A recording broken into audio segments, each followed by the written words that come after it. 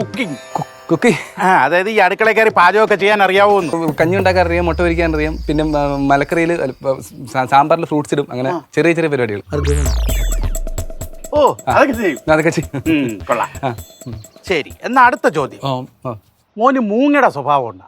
അയ്യോ അതവനുണ്ട്, ഉണ്ട്. മൂങ്ങയുടെ സ്വഭാവം എടാ രാത്രി ഉറങ്ങാതെ ഫോണിൽ കുത്തിക്കൊണ്ടിരിക്കുന്നതാണ് അയാൾ ചോദിച്ചത്. എന്നാ അവന് പട്ടിയുടെ സ്വഭാവം ഉണ്ടെന്ന് കൂടെ നമുക്ക് പറഞ്ഞു കൊടുക്കായിരുന്നു. അത് രണ്ടും ഉറങ്ങൂല്ലോ. മൂങ്ങയുടെ സ്വഭാവം ഉണ്ടാന്ന് മനസ്സിലായില്ലേ? അതായത് ഈ മനുഷ്യന്മാരെ പോലെ കൃത്യസമയത്ത് കിടന്നുറങ്ങേ എണീക്കൊക്കെ ചെയ്യുമെന്ന്. അങ്കിളെ ഞാനൊരു 10-10:15 കൂടിപ്പോയാൽ 10:30 കിടന്നുറങ്ങും. ഞാൻ എണ്ണീച്ച് ലൈറ്റ് ഇട്ടതിന് ശേഷമാണ് അപ്പുറത്തെ വീട്ടിൽ സിന്ധു ചേച്ചി കോഴി പോകുന്നത്. ഒരു ദിവസം മോൻ വിശന്ന് വലഞ്ഞിരിക്കുകയാണ്. ആ സമയത്ത് 1,00,000 രൂപയും ഉപ്പിട്ട കഞ്ഞിയും കൊണ്ട് മുമ്പിൽ വെച്ചു. മോ ഇതിൽ ഏത് ആദ്യം എടുക്കും? 1,00,000 5 രൂപ വെച്ചാലും 5 രൂപ എടുക്കുള്ളൂ.